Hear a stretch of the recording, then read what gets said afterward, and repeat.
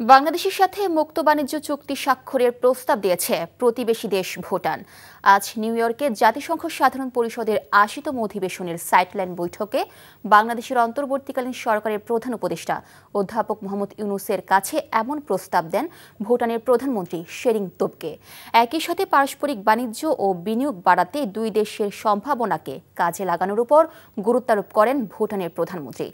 বাংলাদেশের কুড়িগ্রাম বিশেষ অর্থনৈতিক অঞ্চল, যেটি ভুটানের বিনিয়োগকারীদের জন্য বরাদ্দ করা হয়েছে, এবং ভুটানের গেলেফু অর্থনৈতিক অঞ্চল পারস্পরিক ব্যবহারের মাধ্যমে দুই দেশই উপকৃত হতে পারে বলেও আশাবাদ ব্যক্ত করেন তিনি।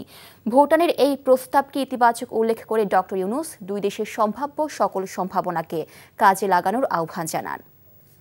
যুক্তরাষ্ট্রের প্রেসিডেন্ট ডোনাল্ড ট্রাম্প আয়োজিত এক সংবর্ধনা অনুষ্ঠানে যোগ দিয়েছিলেন প্রধান উপদেষ্টা অধ্যাপক ডক্টর মোহাম্মদ ইউনূস। গত মঙ্গলবার প্রেসিডেন্ট ট্রাম্পের আমন্ত্রণে তিনি এই সংবর্ধনা অনুষ্ঠানে অংশ নেন। উপদেষ্টা প্রেস উইংয়ের পাঠানো এক বার্তায় বলা হয়, ২৩ সেপ্টেম্বর নিউ ইয়র্কে মার্কিন প্রেসিডেন্ট আয়োজিত এক সংবর্ধনা অনুষ্ঠানে বাংলাদেশের প্রধান উপদেষ্টা অধ্যাপক মোহাম্মদ ইউনূস এবং তার মেয়ে দিনা ইউনূসের সঙ্গে ছবি তোলেন মার্কিন প্রেসিডেন্ট ডোনাল্ড ট্রাম্প এবং ফার্স্ট লেডি মেলানিয়া ট্রাম্প। জাতিসংঘের ৮০তম সাধারণ পরিষদ অধিবেশনে আগত বিশ্ব নেতাদের সম্মানে ওই নৈশভোজের আয়োজন করা হয়। অভ্যর্থনা অনুষ্ঠানে প্রেসিডেন্ট ট্রাম্পকে সুবিধাজনক সময়ে বাংলাদেশ সফরের আমন্ত্রণ জানান ডক্টর ইউনূস। অন্য প্রসঙ্গ, দীর্ঘ ১৬ বছর পর আজ কুমিল্লা দক্ষিণ জেলা বিএনপির সম্মেলন অনুষ্ঠিত হতে যাচ্ছে। বিকেলে নগরী টাউন হলে অনুষ্ঠিত হবে এই সম্মেলনে ভার্চুয়ালি যুক্ত হবেন দলটির ভারপ্রাপ্ত চেয়ারম্যান তারেক রহমান। সম্মেলনে প্রধান বক্তা থাকবেন বিএনপির স্থায়ী কমিটির সদস্য সালাউদ্দিন আহমেদ। সম্মেলনে উদ্বোধন করবেন দলটির জাতীয় স্থায়ী কমিটির ভাইস চেয়ারম্যান বরকতুল্লাহ বুলা। সম্মেলনকে ঘিরে উৎসবের আমেজে রয়েছে দলটির নেতাকর্মীরা। প্রস্তুত করা হয়েছে মঞ্চ। সম্মেলন উপলক্ষে ৫টি পদে মোট ১৩ জন মনোনয়নপত্র সংগ্রহ করেছেন। খাগড়াছড়িতে স্কুল শিক্ষার্থীকে সংঘবদ্ধ ধর্ষণের প্রতিবাদ ও ধর্ষণকারীদের গ্রেপ্তার করে দৃষ্টান্তমূলক শাস্তির দাবিতে দ্বিতীয় দিনের মতো যুগ্ম ছাত্র জনতার ডাকে সকাল সন্ধ্যা সড়ক অবরোধ চলছে। অবরোধের কারণে সকাল থেকে ঢাকা চট্টগ্রাম খাগড়াছড়ি সড়ক ও আন্তঃসড়কে কোনো ধরনের যানবাহন চলাচল করছে না। অবরোধকারীরা খাগড়াছড়ি ঢাকা চট্টগ্রাম সড়কে বলপিয়া আদাম এলাকা সহ বিভিন্ন স্থানে গাছের গুঁড়ি ফেলে ও টায়ার জ্বালিয়ে সড়ক অবরোধ করে। এ সময় তারা যানবাহন চলাচলে বাধা দেয়। তবে শহরে কিছু ব্যাটারি চালিত অটোরিকশা ও মোটরসাইকেল চলাচল করছে। ঢাকা থেকে ছেড়ে আসা নৈশ কোচগুলো বিভিন্ন স্থানে আটকা পড়েছে। যারা সাজেকে ঘুরতে এসেছেন তারা পড়েছেন চরম বিপাকে। বিশ্ব পর্যটন দিবস আজ। বিশ্বের অন্যান্য দেশের মতো বাংলাদেশও বিভিন্ন কর্মসূচির মধ্য দিয়ে দিবসটি উদযাপিত হচ্ছে। জাতিসংঘ বিশ্ব পর্যটন সংস্থা কর্তৃক নির্ধারিত এ বছরের প্রতিপাদ্য টেকসই উন্নয়নে পর্যটন। উন্নয়ন প্রক্রিয়ায় পর্যটক অনুঘটক হিসেবে কাজ করে। পর্যটনের মাধ্যমে বিভিন্ন দেশ, সংস্কৃতি ও মানুষের মধ্যে ইতিবাচক মনোভাব সৃষ্টি হয় সমঝোতা ও বন্ধুত্ব। অর্থনৈতিক ও পরিবেশগত সহিংসতার অবসান ঘটিয়ে একটি সৌহার্দ্যপূর্ণ পরিবেশ সৃষ্টিতে পর্যটনের ভূমিকা অপার। বাংলাদেশের আর্থসামাজিক উন্নয়নেও প্রত্যক্ষ ও পরোক্ষভাবে পর্যটন শিল্পে রয়েছে গুরুত্বপূর্ণ ভূমিকা। বাংলাদেশে গতানুগতিক রাজনীতি এখন আর চলবে না বলে মন্তব্য করেছেন বিএনপির স্থায়ী কমিটির সদস্য আমির খসরু মাহমুদ চৌধুরী। ঢাকা মহানগর উত্তর বিএনপি আয়োজিত জিয়া সুইমিং কার্নিভাল সিজন ১-এর উদ্বোধন করতে গিয়ে তিনি এমন মন্তব্য করেন। দেশের মানুষের মনোজগতে যে পরিবর্তন এসেছে তা রাজনৈতিক কর্মীদের ধারণ করতে হবে উল্লেখ করে আমির খসরু বলেন, মানুষ এখন আর গদ বাঁধা রাজনীতি দেখতে চায় না। নতুন প্রজন্ম এখন নতুন ধারায় চিন্তা করতে শিখেছে। তাই বিএনপিকে ভিন্ন ধারার রাজনীতি নিয়ে মানুষের কাছে যাওয়ার উপর গুরুত্বারোপ করেন তিনি। এ সময় সাঁতার প্রতিযোগিতায় অংশ নেওয়া বিজয়ীদের মাঝে পুরস্কার তুলে দেন বিএনপির এই স্থায়ী কমিটির সদস্য। অত্যন্ত আমাদের ঢাকা মহানগরে 4টি বা 5টি ইভেন্ট হয়েছে এবং এখন একটি ইভেন্ট চলছে।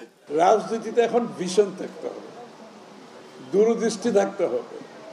ওই গদবাঁধা রাজনীতি দিয়ে এখন আর চলবে না। আপনাকে নতুন নতুন ধারণা নিয়ে জনগণকে উদ্বুদ্ধ করতে হবে এবং নতুন প্রজন্মকে উদ্বুদ্ধ করতে হবে। বাংলাদেশের মানুষের মনোজগতে বড় পরিবর্তন আসছে, এটা আমাদেরকে ধারণ করতে হবে। এটা ধারণ করতে না পারলে রাজনীতি চলবে না কিন্তু আগামী। ঘটনাস্থলে আছেন আমাদের সহকর্মী ইফতেখার রেজা, সরাসরি চলে যাচ্ছি তার কাছে। ইফতেখার, সম্মেলনে নেতাকর্মীদের উপস্থিতি কেমন দেখছেন এবং সার্বিক পরিস্থিতি আমাদেরকে জানাবেন।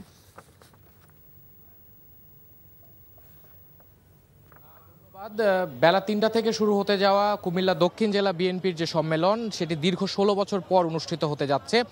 সেটিকে ঘিরে দলীয় যে নেতাকর্মী যারা তৃণমূলের লোকজন আছেন তাদের মধ্যে ব্যাপক উৎসবের আমেজ লক্ষ্য করতে পারছি এখন পর্যন্ত যারা এসেছেন বা উপস্থিত হয়েছেন, এবং ইতিমধ্যে আসতে শুরু করেছেন বিভিন্ন কাউন্সিলর যারা রয়েছেন সম্মেলনের, তারা আসছেন এবং তারা জানাচ্ছেন যে সভাপতি পদে একজন মনোনয়নপত্র সংগ্রহ করেছেন এবং সাধারণ সম্পাদক পদে বর্তমান যিনি সদস্য সচিব তিনি মনোনয়ন সংগ্রহ করেছেন। এছাড়া জ্যেষ্ঠ সহসভাপতি পদে ৩ জন সংগ্রহ করেছেন এবং যুগ্ম সম্পাদক পদে 4 জন এবং সাংগঠনিক সম্পাদক পদে 4 জন মনোনয়নপত্র সংগ্রহ করেছেন।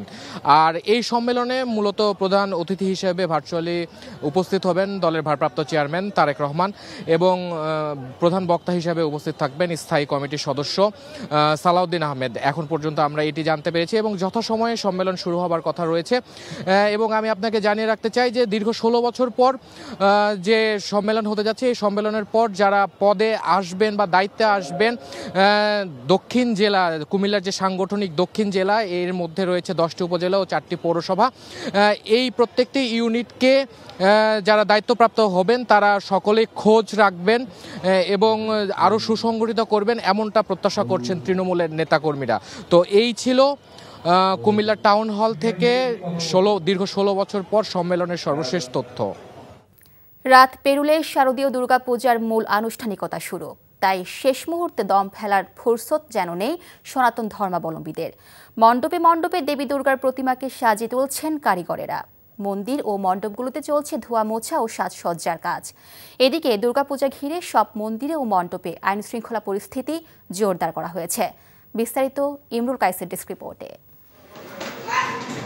শারদীয় দুর্গাপূজা ঘিরে মন্দিরে মন্দিরে চলছে শেষ মুহূর্তের প্রস্তুতি। মন্দির ও মণ্ডপে চলছে ধোয়া মোছা আর সৌন্দর্যবর্ধনে আলোকসজ্জার কাজ।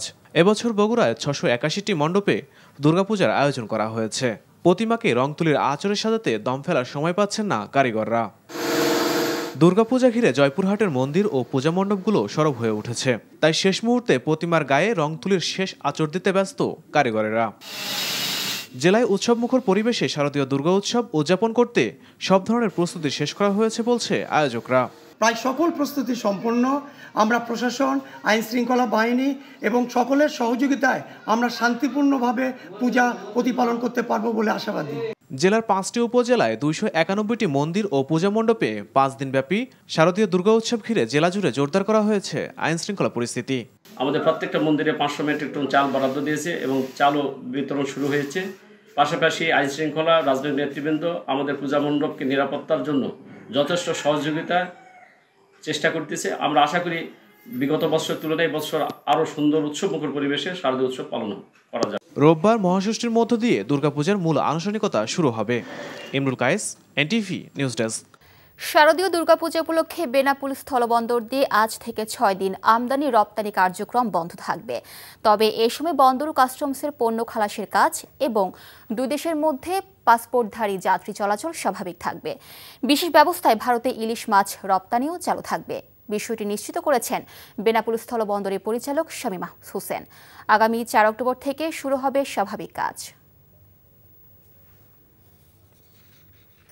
দেশ একটি ক্রান্তিকাল অতিক্রম করছে জানিয়ে নির্বাচন কমিশনার অবসরপ্রাপ্ত ব্রিগেডিয়ার জেনারেল আবুল ফজল মোহাম্মদ সানাউল্লাহ বলেছেন, এই কঠিন সময় অতিক্রম করতে সুষ্ঠু ও গ্রহণযোগ্য নির্বাচনের কোনো বিকল্প নেই। সকালে রাজধানীর আগারগাঁওয়ে নির্বাচন কমিশন মিলনায়তনে কর্মকর্তাদের সম্মেলনে তিনি এসব কথা বলেন। আইনের বাইরে নির্বাচন কমিশন এবং কর্মকর্তারা কোনো কাজ করতে পারবে না বলে সতর্ক করেন ইসি সানাউল্লাহ। কোনো কর্মকর্তা যদি কোনো দল কিংবা প্রার্থীদের পক্ষ নিয়ে কাজ করে তাহলে তার বিরুদ্ধে কঠোর ব্যবস্থা নেওয়ার হুঁশিয়ারিও দেন তিনি। ভোটার তালিকা হালনাগাদ সহ অন্যান্য কাজে কর্মকর্তাদের আরও দায়িত্বশীল ভূমিকা পালনের আহ্বান জানান তিনি। এর আগে নির্বাচন পরিচালনায় নানা চ্যালেঞ্জের কথা তুলে ধরেন ইলেকশন কমিশন অফিসার্স অ্যাসোসিয়েশনের কর্মকর্তারা। এই নির্বাচন কমিশন কখনোই আপনাদেরকে পক্ষপাতিত্বমূলক দুষ্ট কোনো নির্বাচনের কোনো ইনস্ট্রাকশন দিবে না। আপনারা যদি স্বপ্রণোদিত হয়ে কেউ কারো অংশ হয়ে কাজ করেন সেই দায়িত্ব আপনি নেবেন এবং নির্বাচন কমিশন আপনাকে কোনোভাবে কোনো প্রোটেকশন দিবে না। এটা মাথার মধ্যে রেজিস্টার করে ফেলেন। নির্বাচন কমিশনের পক্ষ থেকে কোনো চাপ, কোনো ইনস্ট্রাকশন, কোনো ধরনের ইনিবিনিয়ে কথা কিচ্ছু বলা হবে না। আইন অনুযায়ী সুষ্ঠু নির্বাচন হবে, নিরপেক্ষ নির্বাচন হবে, স্বচ্ছ নির্বাচন হবে, হতেই হবে। অর্থনৈতিক সম্ভাবনাই পর্যটনের একমাত্র লক্ষ্য নয় উল্লেখ করে সব ধরনের সংকীর্ণতা থেকে বেরিয়ে এসে নির্মলতা, নিরাপত্তা আর আনন্দকে মূল লক্ষ্য হিসেবে দেখা জরুরি বলে মন্তব্য করেছেন বেসামরিক বিমান পরিবহন ও পর্যটন উপদেষ্টা শেখ বশিরউদ্দিন। রাজধানীর আগারগাঁওয়ে জাতীয় পর্যটন কর্পোরেশনের বিশ্ব পর্যটন দিবস উপলক্ষে আয়োজিত সেমিনারে তিনি এমন মন্তব্য করেন।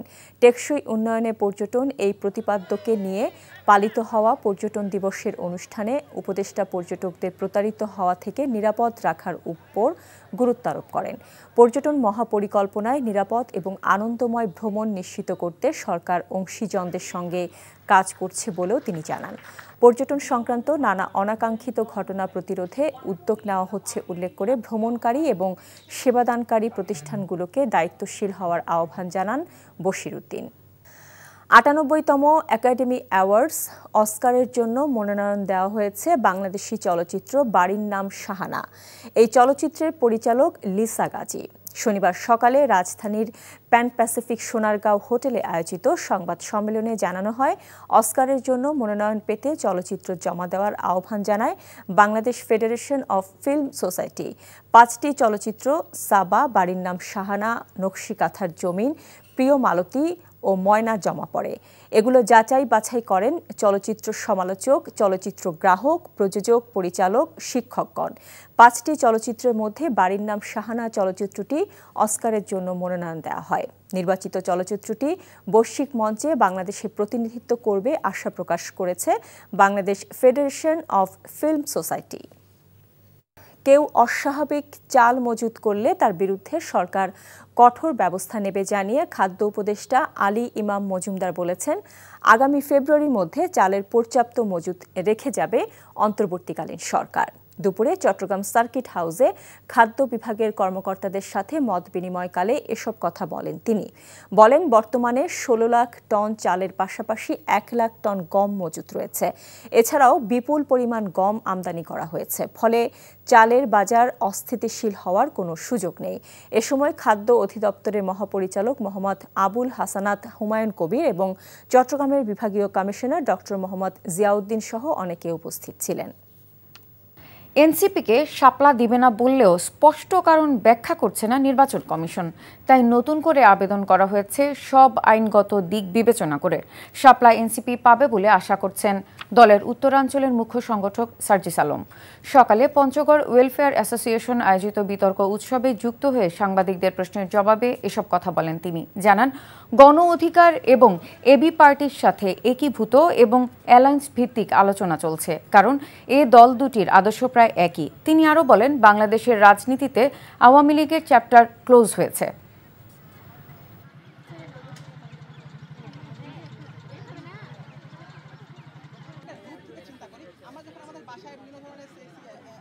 সকল আইনগত বিবেচনা শেষ করেই আমরা ওটা চেয়েছি।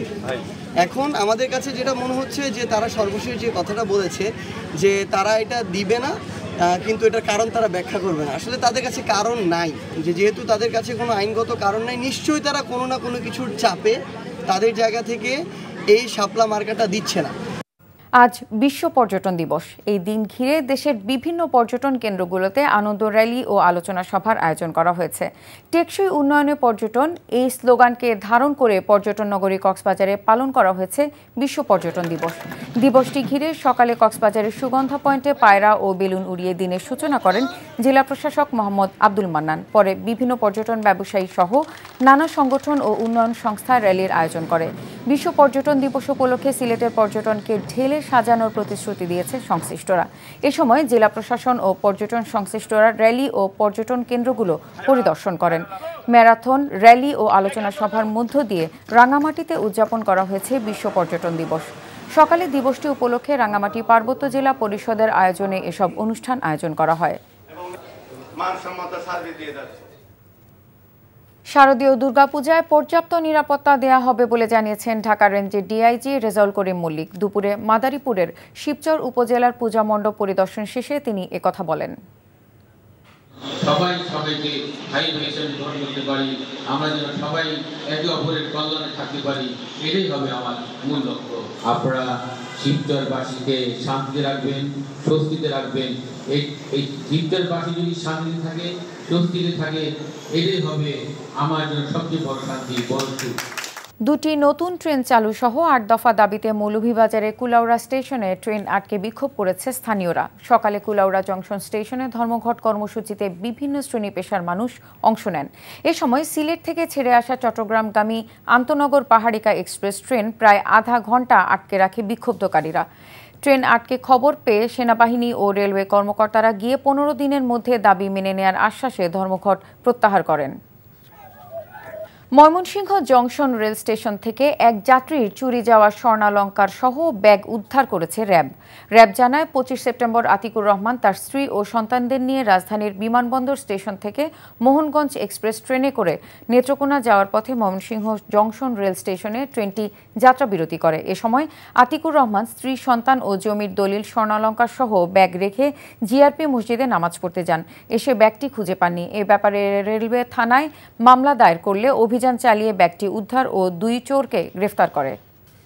নির্বাচনী কর্মকর্তাদের কোনো ধরনের বেআইনি নির্দেশনা দেওয়া হবে না উল্লেখ করে প্রধান নির্বাচন কমিশনার এএমএম নাসির উদ্দিন বলেছেন, সুষ্ঠু নির্বাচন আয়োজনে যাতে সবাই নিরপেক্ষভাবে কাজ করে তা নিশ্চিত করবে নির্বাচন কমিশন। দুপুরে কমিশনের অডিটোরিয়ামে নির্বাচনী কর্মকর্তা সম্মেলনে তিনি এসব কথা বলেন। দৃশ্যমান অদৃশ্য নানা চ্যালেঞ্জ মোকাবেলা করে কমিশন এগিয়ে যাচ্ছে বলেও জানান তিনি। নূর হোসেনের রিপোর্ট। ত্রয়োদশ জাতীয় সংসদ নির্বাচন উপলক্ষে তৃণমূলের নির্বাচনী কর্মকর্তাদের দাবি ও চ্যালেঞ্জ তুলে ধরতে নির্বাচনী কর্মকর্তা সম্মেলনের আয়োজন করে ইলেকশন কমিশন অফিসার্স অ্যাসোসিয়েশন। সম্মেলনে মাঠ পর্যায়ে কাজের নানা প্রতিবন্ধকতা তুলে ধরেন কর্মকর্তারা। পরে সুষ্ঠু নির্বাচন আয়োজনে নির্বাচনী কর্মকর্তাদের করণীয় সম্পর্কে কথা বলেন প্রধান নির্বাচন কমিশনার সহ অন্যান্য কমিশনারগণ। এসব কারণে আমরা জুলাই অভ্যুত্থান দেখেছি, তার অন্যতম প্রধান কারণ হচ্ছে দেশের নির্বাচন, ভালো নির্বাচন না থাকা বা নির্বাচনের নামে প্রহসন। আমরা যদি এখান থেকে বের হতে চাই, এই সমস্যাটাকে যদি চিহ্নিত করতে চাই, তাহলে প্রথম প্রতিজ্ঞা করতে হবে আজকের এই সম্মেলন থেকে আর কখনো আমরা এ ধরনের নির্বাচন করব না, নির্বাচনের অংশ হব না। আপনাদের কাজের সৌন্দর্য, আপনাদের কাজের গুণগত মান, আপনাদের সততা, আপনাদের ইমানদারি, আপনাদের আমানতদারি সম্পূর্ণ নির্বাচনকে সুন্দর, সুষ্ঠু ও নিরপেক্ষ করতে সহায়ক হবে। দায়িত্ব গ্রহণের পর থেকে নানা প্রতিবন্ধকতা তৈরি করা হলেও নির্বাচন কমিশন তা মোকাবেলা করে এগিয়েছে বলে জানান প্রধান নির্বাচন কমিশনার। কিন্তু বেআইনি কোনো ইনস্ট্রাকশন আমরা দেব না, আমরা কাউকে ফেভার করার জন্য ইনস্ট্রাকশন দেব না, আমরা কারো পক্ষে কাজ করার জন্য ইনস্ট্রাকশন দেব না। আমাদের ইনস্ট্রাকশন হবে সম্পূর্ণ আইনানুগ, বিধি মোতাবেক, আইন মোতাবেক সঠিক কাজটি সঠিকভাবে করার নির্দেশনা আমরা দেব এবং আমরা উইল মেক শিওর যে কাজটা সঠিকভাবে আপনারা করছেন। আগামী নির্বাচনে ৭০% বেশি মানুষ ভোট প্রদান করতে পারে বলেও আশা প্রকাশ করেন CEC. Nur Hossain, NTV news, Dhaka. PR নয়, আগামী জাতীয় নির্বাচন হবে বিদ্যমান পদ্ধতিতে।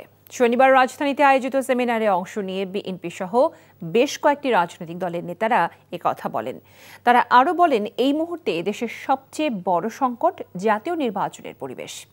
বিদ্যমান প্রশাসন দিয়ে সুষ্ঠু নির্বাচন সম্ভব নয় জানিয়ে ত্রয়োদশ জাতীয় নির্বাচন অনুষ্ঠানে সংশয় প্রকাশ করেন অনেকে। ওবায়দুল্লাহ মামুনের রিপোর্ট। সরকারের গত 1 বছরের কর্মকাণ্ড আশাব্যঞ্জক নয়। রাজনৈতিক দলগুলো সংস্কার বিষয়ে একমত হলেও নির্বাচন পদ্ধতি নিয়ে রয়েছে ভিন্ন মত। রাজনীতিতে এই অনৈক্য সরকারের সবচেয়ে বড় ব্যর্থতা বলে মত বিএনপি সহ কয়েকটি রাজনৈতিক দল ও বিশিষ্টজনদের। রাজধানীতে সংস্কার ও নির্বাচন প্রেক্ষিতে জাতীয় ঐক্য শীর্ষক সেমিনারে উঠে আসে এসব কথা। পিআর দাবির আন্দোলন ১/১১ মতো পরিস্থিতি সৃষ্টি করতে পারে এমন শঙ্কা আলোচকদের। যে আলোচনা চলমান অবস্থায় মাঠ পর্যায়ে আন্দোলনটা কেন, এটার উদ্দেশ্যটা কি? সরকারের উপরে চাপ সৃষ্টি করা। এখন যারা এই আন্দোলনটা করছে, আপনারা খেয়াল করে থাকবেন যে তারা কিন্তু শুরুতে সরকারকে ব্যাপকভাবে সমর্থন দিয়েছে। আমাদের ইকোনমিক ক্রাইসিস যায়নি, আমাদের অ্যাডমিনিস্ট্রেশন ঠিক হয়নি, পুলিশ তো কথাই শোনে না, যা শোনে না তা একটু খসরুভাইয়ের কথা শোনে, আমার কথা শোনে না, এইভাবেই চলছে। এইটা দিয়ে ভোট হবে, কতদিন ভোট হবে, ভালো ভোট কতখানি হবে, এইসব প্রশ্ন সবার মধ্যে। ভোটের কতদিন আছে যেভাবে বলা হয়েছে তাতে 4.5 মাস। এখনো মানুষ আমাকে প্রশ্ন করে, আমি মনে করি খসরু ভাইকেও করে, সাকিকেও করে, আপনাদেরকেও করে, প্রশ্ন করে ভাই ভোট হবে তো? অভ্যুত্থান পরবর্তী দেশে পিয়ারের অভিজ্ঞতা সুখকর নয় মন্তব্য করে বিশিষ্টজনরা বলেন, আসন্ন নির্বাচনে তা বাস্তবায়নও সম্ভব নয়। সরকারের নির্বাচন নিয়ে এক ধরনের দোদুল্যমানতা, এক ধরনের কি বলে সিদ্ধান্তহীনতা কাজ করছে। রাজনৈতিক নেতৃবৃন্দ সরকারের কাছ থেকে তার একটি এখনো আনতে পারেননি। আমি মনে করি এটি রাজনৈতিক নেতৃবৃন্দের ব্যর্থতা। জুলাই বিপ্লবের 14 মাস পরেও দেশে নির্বাচিত সরকার না থাকাকে দুঃখজনক বলছেন বিএনপির নেতা আমির খসরু মাহমুদ চৌধুরী। ঐক্যমত কমিশন হোক আর না হোক, সংস্কারে ঐক্যমত হোক আর না হোক, বিএনপির পক্ষ থেকে আমরা 9 বছর আগে ভিশন 2030 মাধ্যমে আমাদের কি কি সংস্কার হবে আমরা জাতির সামনে তুলে ধরেছি।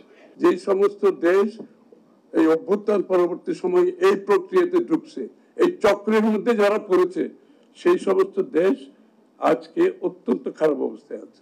তবে এ সেমিনারে জামায়াত ও এনসিপিকে আমন্ত্রণ জানায়নি Democracy Dais Bangladesh. Ubaidullah Mamun, NTV news, Dhaka. মানবাধিকার কমিশন সংস্কার অধ্যাদেশের খসড়া অন্তর্ভুক্তিমূলক হয়নি। একটি গ্রুপের চাপে প্রায় 1 বছর অতিক্রম করলেও গঠন হয়নি নতুন কমিশন। সকালে নাগরিক প্ল্যাটফর্ম আয়োজিত সংলাপে এমন অভিযোগ করেন বক্তারা। তারা বলেন, সংস্কার খসড়ায় অবহেলা করা হয়েছে নারী ও শিশুদের অধিকার। এতে প্ল্যাটফর্মটির আহ্বায়ক ডক্টর দেবপ্রিয় ভট্টাচার্য জানান, আগামীর কমিশনে শক্ত মেরুদণ্ড আছে, এমন লোকদেরই নিয়োগ দেওয়া উচিত। সেলিম মালিকের রিপোর্ট। মানবাধিকার কমিশনের 2009 সালের আইন বাতিল করে নতুন আইনের খসড়া তৈরি করেছে আইন মন্ত্রণালয়। এদিকে গত বছরের 7 নভেম্বর আগের কমিশনের সব সদস্যই রাষ্ট্রপতির কাছে পদত্যাগ করেছেন। প্রায় 1 বছর চলে গেলেও এখনো গঠন করা হয়নি নতুন কমিশন। কেমন হলো নতুন আইনের খসড়া? এ নিয়ে নানা খাতের অংশীজনদের মতামত জানতে নাগরিক প্ল্যাটফর্মের এই সংলাপ। এতে বক্তারা জানান, আগের কমিশনগুলো নখদন্তহীন, নতুন আইনেও সবার অধিকার নিশ্চিত হয়নি। তারা নিজেরাই শুনতে চাচ্ছেন না যে তারা কিন্তু বিভিন্ন ধরনের মানবাধিকার লঙ্ঘন তাদের সময় হচ্ছে এবং নিরাপত্তা বাহিনী পুলিশের হাতে হচ্ছে আর সাধারণ মানুষের হাতে হচ্ছে।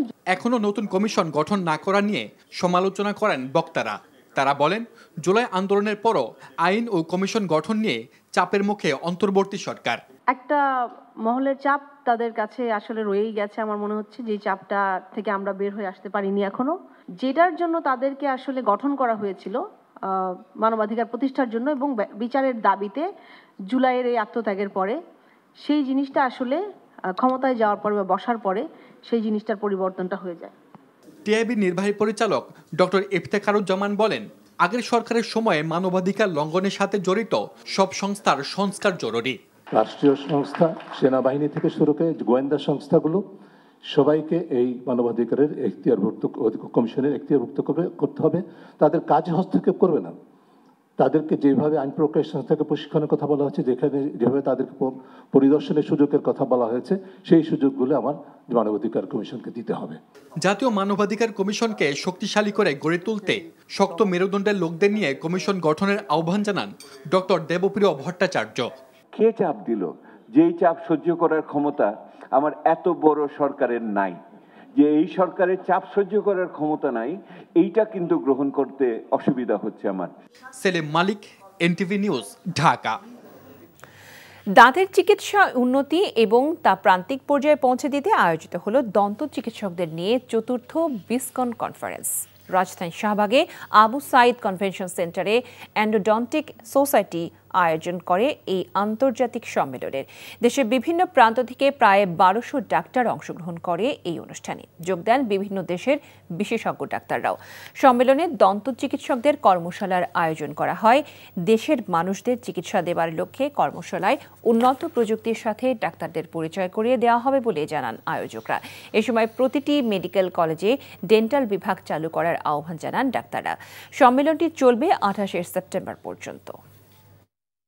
নাইজেরিয়ার উত্তর পশ্চিমের জামফারা রাজ্যে একটি স্বর্ণের খনির অংশ ধসে অন্তত 100 জনের মৃত্যুর আশঙ্কা করা হচ্ছে। স্থানীয় বাসিন্দা ও বেঁচে ফেরা শ্রমিকদের বরাতে এ তথ্য জানিয়েছে বার্তা সংস্থা রয়টার্স।